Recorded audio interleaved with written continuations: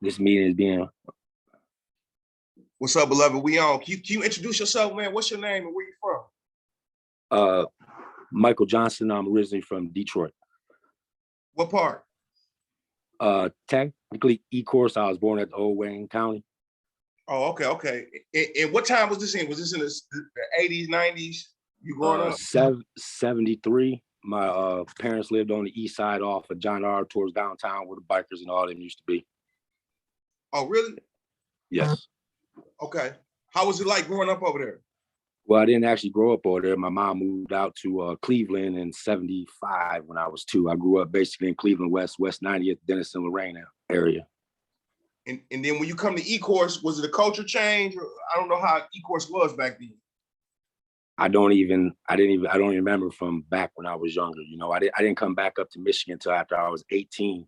My sister lived out on 11 Mile, Royal Oak area. That's where I caught my case at in Oakland County. Oh, okay. So your first trouble came in with like what age? First time you got in trouble, like with the law? At 14, I got signed over to the state of Ohio. I got released from the state of Ohio 2 days before my 18th birthday. So how long did you do? I was at a state mental institution for about 19 months. Got kicked out. I was going to Belmont High down in Dayton. After that, I went to a group home in Columbus. I was outside of Columbus, and I got in trouble down there eventually, and then they gave me the independent living program. And I had that right up until I was 18. Okay. And when you went to prison, how old were you? I was 19. You was 19. What did you go for, and how much time did you come down with? I came down with a meatball. I came down with a 2 to 15. I pled guilty in Oakland County Court during my arraignment because I was ignorant. They sentenced me to a 2 to 15. 2 to 15. How long did you do off the 2 to 15?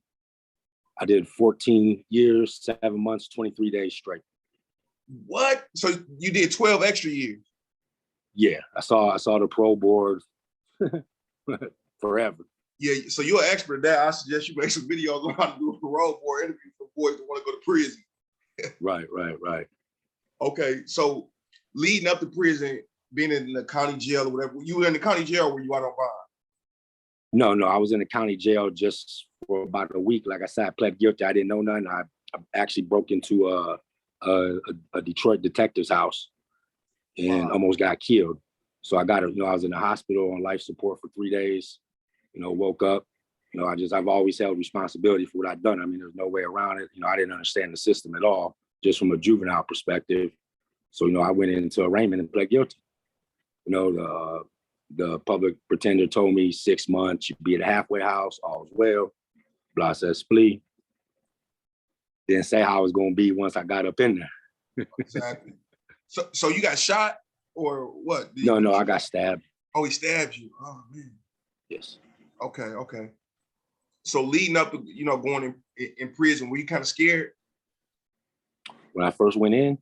Yeah, or yeah. I mean, it was real quick. Like I said, I was at the county only for about a week, 2 weeks, and it was my second time ever being in a county jail.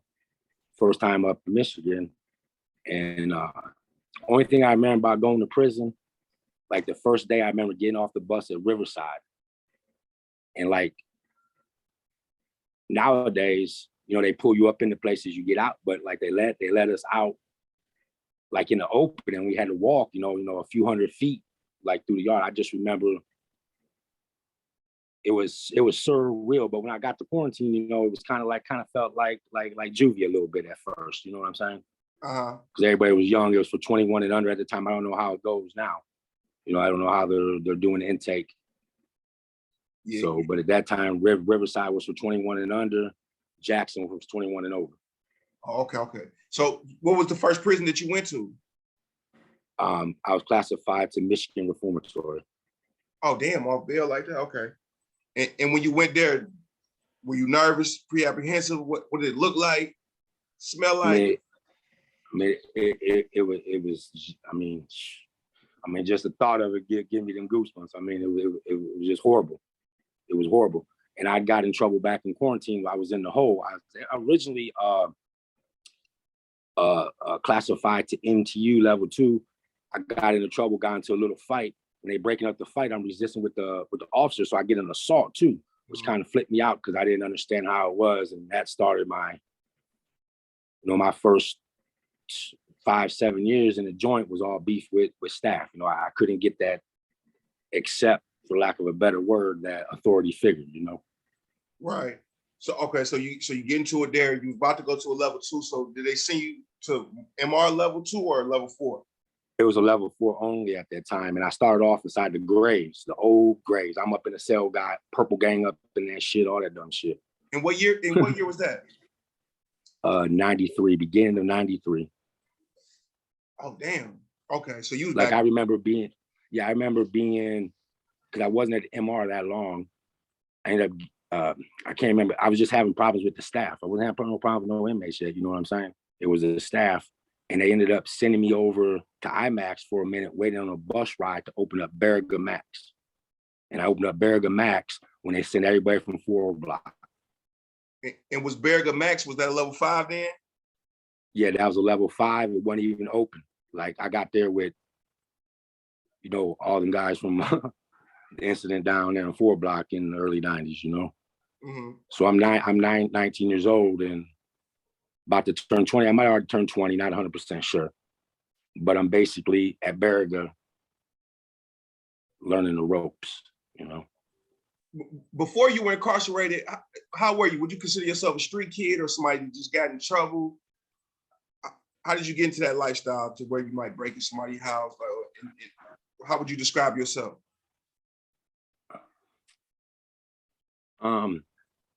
Naive and impressionable. I grew up in, I bounced all over the place growing up. But when I got my apartment at 17, they put me above. This is in Ohio, and I'm still in touch with a couple of these guys right now today that they done did their thing throughout life. But I ran in, we started doing our thing. I'm 17. I had my apartment was on Broad Street in Elyria, Ohio. It was 808, and one of our mans was a DJ. They used to have clubs for 21 and under. So the DJ would announce at the end, after party at the Kick Drum. They used to call my apartment the Kick Drum in Elyria. So, my influence was that, I started, saw dope for the first time at 17, et cetera, because I was in the juvie system. So I started, when I started off actually being back in the streets, I was around dudes in Elyria in Ohio that still right now, you go on my profile, you can look at a couple of them, bro. They Mm-hmm. And I met them when I was younger, Did you ever indulge in any drugs or something? Not at that time, no. When I got locked up,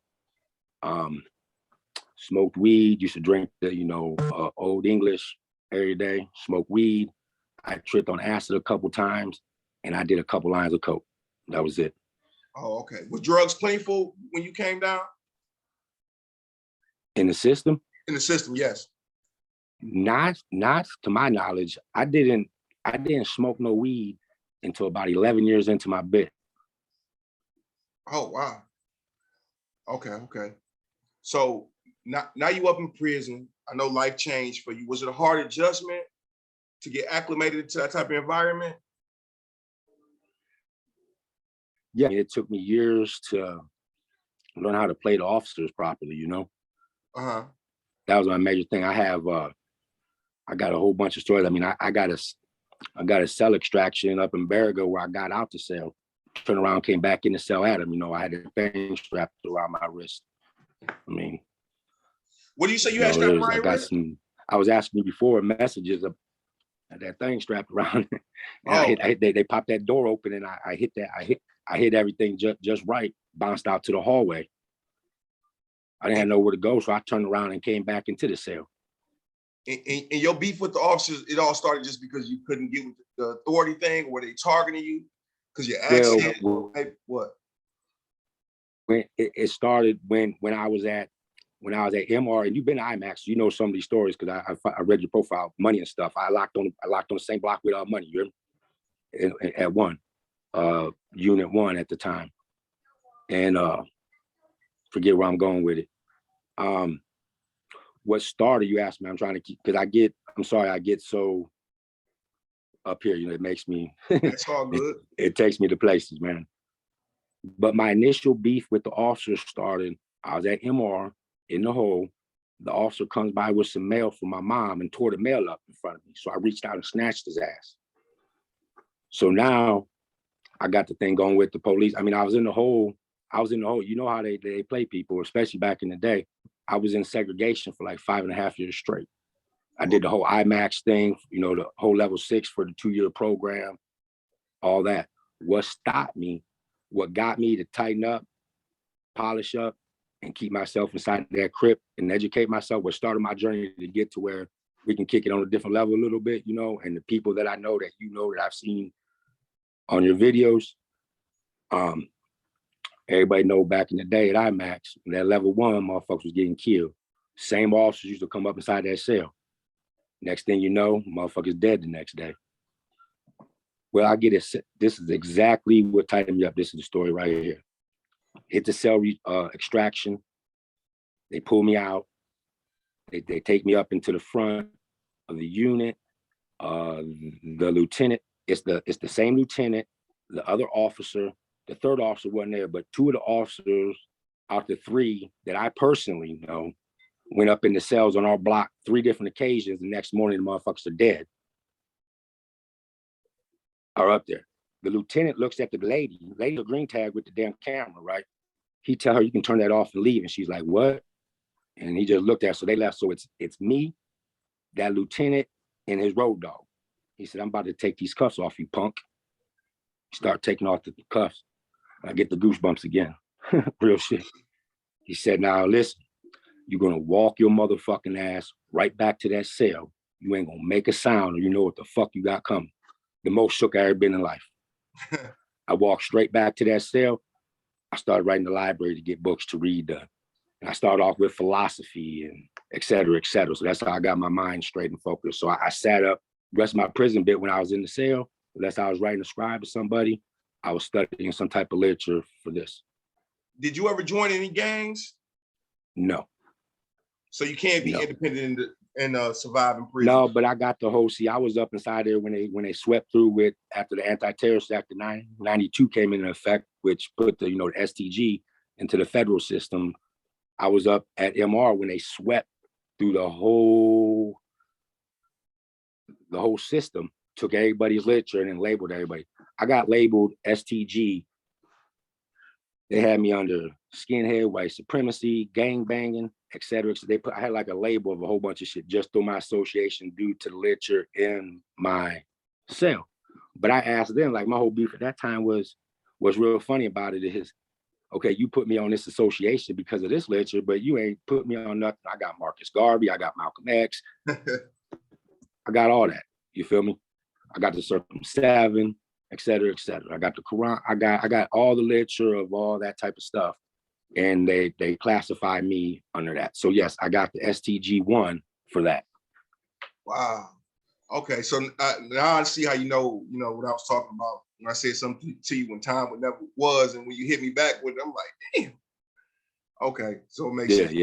Yeah. But I mean, I used to get the first. I brought this up, and I don't know if you know who I'm talking about. I don't know his surname, but the first guy that ever just talked to me like I was civilized, and he was the most like polished dude on the block in Berga. He went by Green Eyes. I don't know if he was actually a Grand Sheik at one time, but he was just every time, he come by like that. I'm like, what is he saying? But he was always just humble. He walked by the cell, everybody at the cell looked at out like, we crazy anyway, Yeah.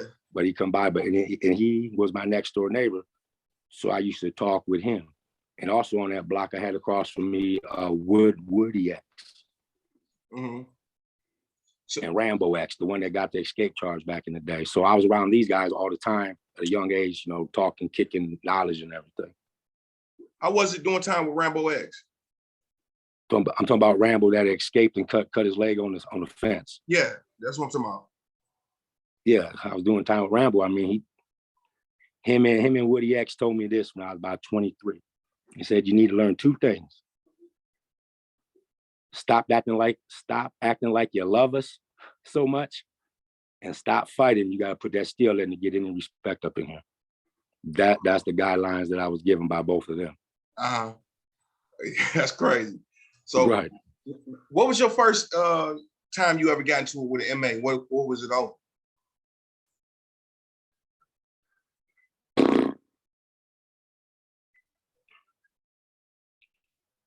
Well, my first couple of fights and stuff was at quarantine and bathrooms and stuff. I really don't remember. You know what I'm saying? It's nothing serious. You know what I'm saying? But as far as like, remember after being down, I got into it at MR with a dude that went by Pooh. And it was real dumb. I was out on the poker table. I got my head cracked. So I come in and said, I got to give up my box. I got to give up everything. And he's my neighbor, and we was cool. He asked me for a book of matches. You know what I'm saying? And I told him no, and he gave me some attitude. And I was like, man, fuck you. He said, man, who the fuck you talking to like that? I said, man, fuck you. And he was like, well, bitch. I said, bitch. You know, so we did that real quick and was quiet. The doors broke. We was neighbors. We got outside the block, squared it off. He was a southpaw like me. Only thing and we was cool. You know what I'm saying? We used to kick it all the time for months. Only thing I know, I was fighting. I got a couple in. He got a couple in. And I went to hit him. He slipped and hit me with that left. And I instantly dropped me down to one knee, and he smiled at me and backed up. That's how the fight is. I mean, he could have kicked my fucking jaw off my head. You feel me? Yeah. But yeah, that's me. Yeah. That's respect right there. Right. Have you ever been stabbed? Yeah. I got a mark right here. Well, this is one I got a couple knife fights. This is my first knife fight right here. You can barely see it. It was with the ice pick. That was at MR, which I told you about, and I can tell you the story. Yeah, I want to know. The last one, I don't know if you can see. My last one was at URF with a dude named Hollywood. He one of them XYZ dude, homo thug. That was my very last knife fight. I was like 63 days from getting discharged. Can you tell me about the first one and why did it happen? I'm lucky. I'm blessed to be alive. Okay, to back it up, and like I said, you asked me about fights. Yeah, I forgot about this. How this altercation actually started. I'm up at MR. I'm on, I can't remember the unit, but I'm on the top gallery. And I'm doing push-ups, and a dude by the name of Key X come by. Now, when I originally met Key X, I can't remember what he went by, but he out of Flint. He was rotating with the GDs, et cetera, et cetera. Now he come by, he got the X on his name. A couple years prior to this, one of his dudes ran up on me outside the chow hall, and I knocked him the fuck out in the snow, okay? When he come by me, I feel that energy. The very next time the door's blocked, I go to my dude, say, man, they just put this guy up on the block. I got a bad feeling. You know, I just had that feeling. You feel what I'm saying? I had a feeling. Well, a couple weeks later, we in the sales, and the argument starts, man. And I get the goosebumps again. I get those goosebumps again. We start arguing. And the dumbest thing I've ever said in my life, you feel me, to this day, the dumbest thing I ever said in my motherfucking life. And I apologize to those that matter today, and those that know me, they know the real story, you feel me? And I apologize once again. I tell this motherfucker, I say verbatim, fuck you and anybody you riding with. The whole block went quiet, got completely silent. And I swear to God, I felt like I went like this to myself, like cut my fucking tongue off. And I use that expression because who came to me? I just sat down on the bunk, opened up a pack because I was selling. I had a skin, played the poker table, had quarter packs for sale, opened up the quarter pack. When I light it up, can I put names out there, or shouldn't I? Go ahead. I mean, ain't anybody gonna get indicted. Damn. Okay, but just so you know, people know I'm telling the truth about the incident. Roscoe X, Porter, he come up to the cell within a matter of moments. And, you know, they've known me 9 years. Woody X, Rambo X, all them guys met me when I was 19, you feel me? And we've been in the same joints. He looked at me, he said, you bit your tongue there, didn't you? I said, man, I apologize, man. I said, I'm not even thinking. I'm off my square. You know, I don't even mean it like that. He says, well, I'm gonna see what I can do. He come back a few hours later, tell me I'm putting names out there. People know who, I mean, it's just all on fire, you know what I'm saying? He said, I'm in X, said everything's good. Squashed, and nobody gonna say nothing to you. I said, thank you, I appreciate it. The next day, out on the yard, I didn't even feel nothing. One thing, what type of X was he? Was he Nation or Milan? No, Milan. Okay. Yeah. Who, Key X dude that I said this to? Yeah. Yeah. And then Roscoe came up, he talked to me. Okay. And so everything's good, you know. Hindsight, because I get the story in the future from like Woody and other guys, right? Wally X is his name. I don't know his position at this time on Compound, but he's in the organization for a long time. You know, he got like a 1-6 number or something. You feel? He took exceptions to it, apparently. So the next day, how many minutes, and all of a sudden, do like, hey, and it turns out to be Wally X. Wally X probably like 6'7", you feel me? He's like 6'7", but he's real skinny. At this time, you know, I'm 6'1", I'm about 250, 260, you know, 27, 28 years old. And he got Key X flanked off to the side of him. So I stopped. Now he's walking right beside me, and we walking. And he pushed up on me just like this. He said, so you think you can walk around this compound speaking to a black man any way you feel? You know, that's how he hit me off the rip, you feel me? And I tried, you know, I said, no, man. I said, my tongue slipped, and he cut me off. He said, I don't give a fuck about your tongue slipping. I said, listen, so I went to say something about what I was told that the situation was done, right? And his response was, man, I don't give a fuck. We're going to see what's, as soon as you said that, bam, I hit him. And I hit him with another piece. And then TX come over and hit me. We was underneath the gun tower. Wally backed up and was like, calm down, white boy. Don't front the police. You know what the fuck you got coming. I said, okay. I went over to a couple people, couldn't get shit. I'm out on the yard by myself now for the next 40 minutes. I mean, I'm basically posted up. I'm saying I'm posted up in the corner. What the fuck am I gonna do? I went over some Mexicans I knew. I tried to get some heat then, you feel me? Couldn't get none. Made it into the block, right?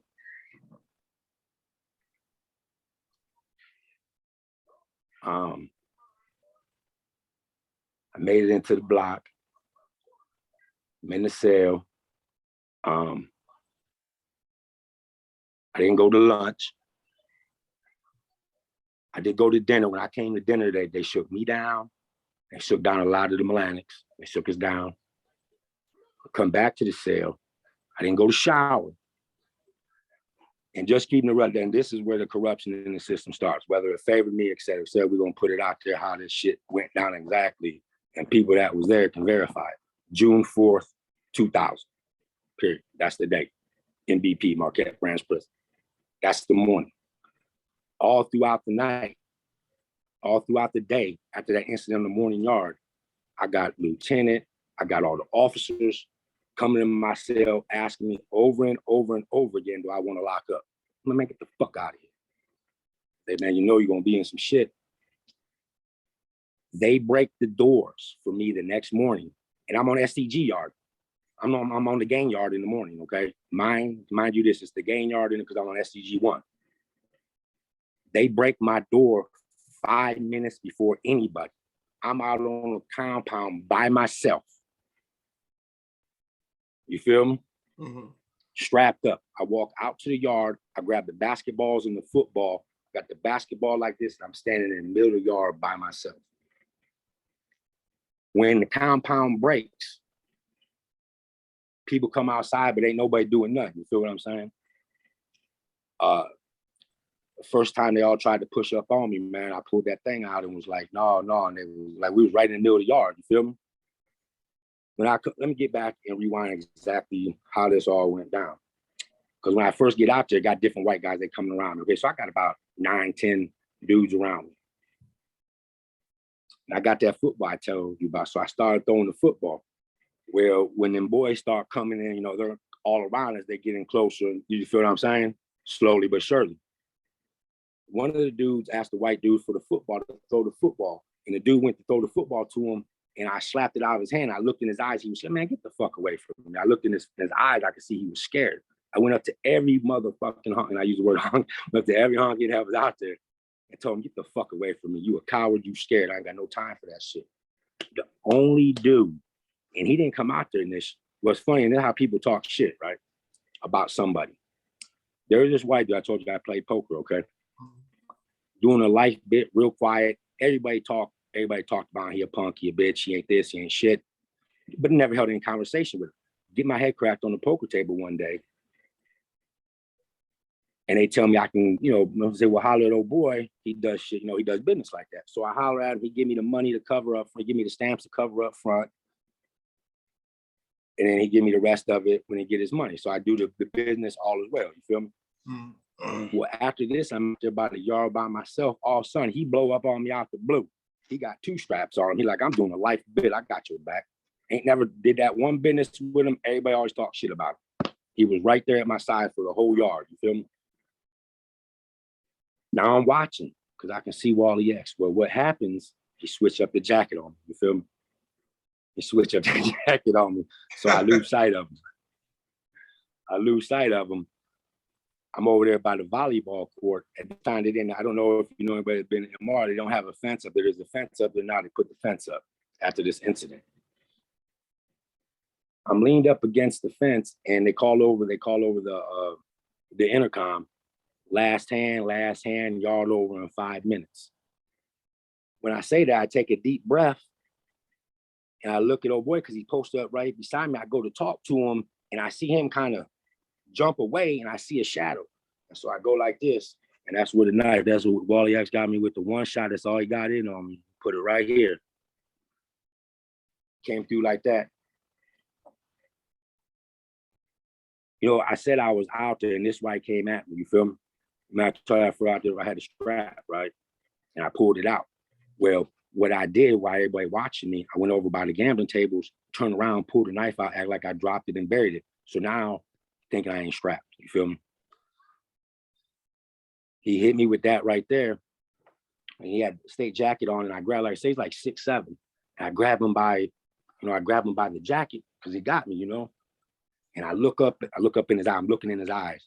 And he looking like a silverback. You feel me? He looking like a beast. I buried that motherfucker inside his belly, went to a straight dough.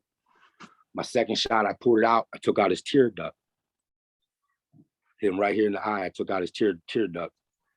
We went to the ground and I got a couple more in his knee. And then by that time we got tackled. Well, when I get tackled, I'm looking across the yard and they coming, you hear me?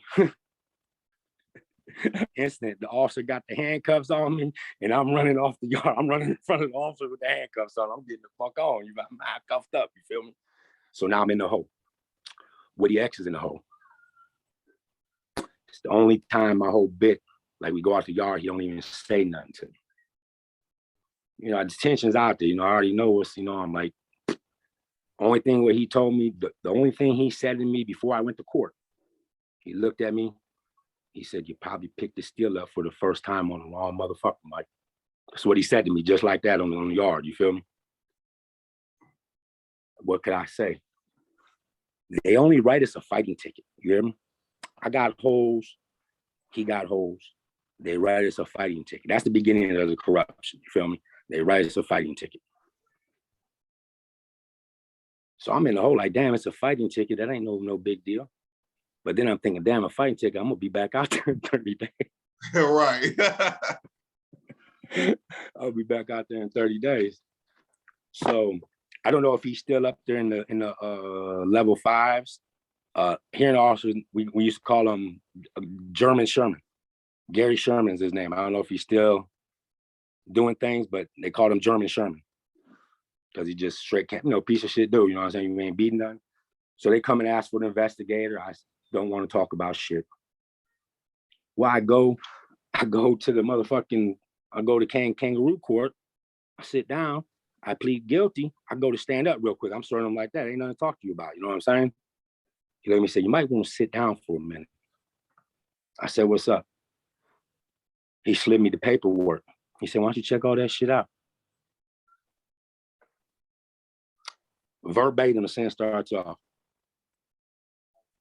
On June 4th, 2000, I was on the telephone. Michael Johnson came up on me, started busting me out. Wally X not only ratted on me, he ratted a lie, which of course the video cameras show everything. Feel me? He came up on me first. So in his statement, not only did he tell, but he told a lie. Wow. I was like, damn, I need some copies of that. He said, give me a minute. They went and made copies of the paperwork right then and there for me. Take me to Woody X's cell in handcuffs. The officer gives Woody X the thing. Because I know at this time, this is 2000. I met Woody X in 93. So 7 years I've known him. You feel me? He's the one that told me back in the day. He's the one that just told me outside on the yard. I picked it up on the wrong person. He looked at the paperwork. He just smiled. He said, "We're gonna make sure this is good. You okay? You feel me?" The only conversation I had with Woody X after this, we was out on the yard. He looked at me and he said, "I'm kind of glad he told on you, because if not, I'd be coming over this fence to handle you right now, Mike." I just looked at him and thanked him. You feel me? I looked at him and thanked him. Yeah, you got to. That's okay. You got to. Real quick. It can't win that war. Real quick, can you describe what the Melanics was like during that time? Bar none. Bar none. You feel me? Bar none. About their business, about the respect. Somebody out of order, you're getting handled. Yeah. Even if you they own, they're gonna handle you. Yeah. That's a crazy chain of events that y'all had. Then y'all try to fake, when you try to fake you out with the code switch, you try to fake like you dropped the prison can be treacherous. Right. Y'all play some treacherous games. So check out the play though. Check how hard it goes down. Now I'm in the hole for this shit, right? They send me down to Jackson, that they were switching over, and they ended up sending me up to URF. I was at URF when not URF, excuse me, Algiers Maximum, because I'm still in Max. I'm up at Algiers on 9/11 the next year, September, and I was next to because you be talking about people, and he's doing a life bit. I can't remember his name originally, but he went by Prince. I believe he called himself an L Rookie, if I'm correct. I don't know all these. I'm just trying to remember. Yeah, L Rookie. He was out of Kalamazoo. People might know this story. This was my neighbor at 9/11 when planes hit the building. You feel me? He was my neighbor. He was out of Kalamazoo. He escaped from the county, was hiding in a garage inside of a car, and the police put up on me and killed the officer while out on escape. He was out of Chicago like that. That was his case. You know what I'm saying? Mm-hmm. So after that, after I'm there, they eventually sent me to the transition unit, right? You know, they had, I don't know if they still got these transition units now. I'm going from segregation at Max, then you go to a transition unit at the Max, and then you hit the yard. The transition unit has a yard, a little yard, et cetera, et cetera. Well, I'm out there. I've been in the hole about 17, 18 months now on the fight ticket.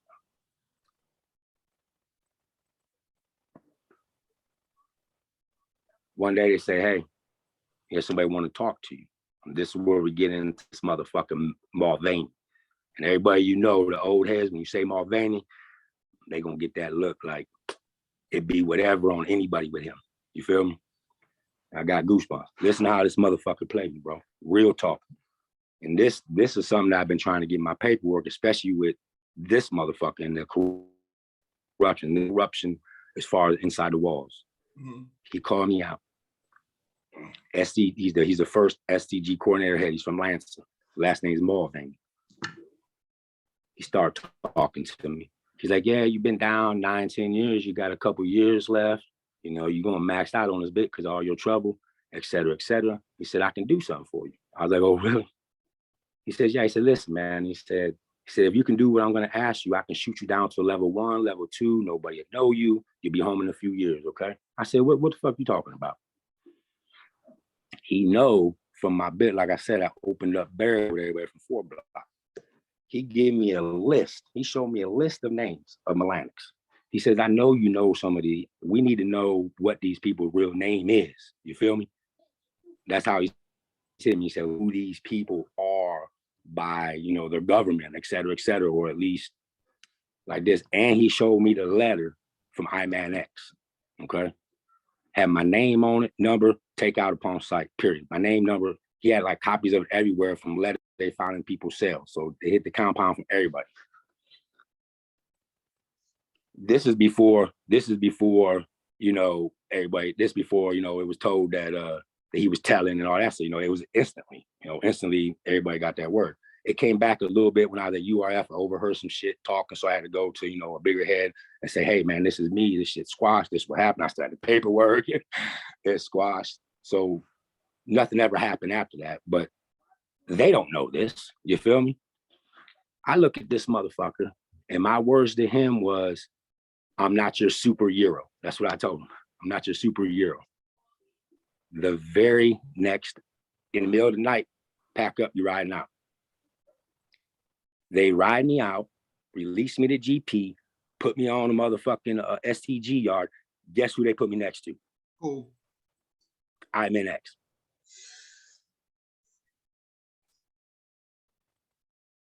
We're gonna do a part 2 of this one. Let me stop the recording. This is getting deep. Yeah.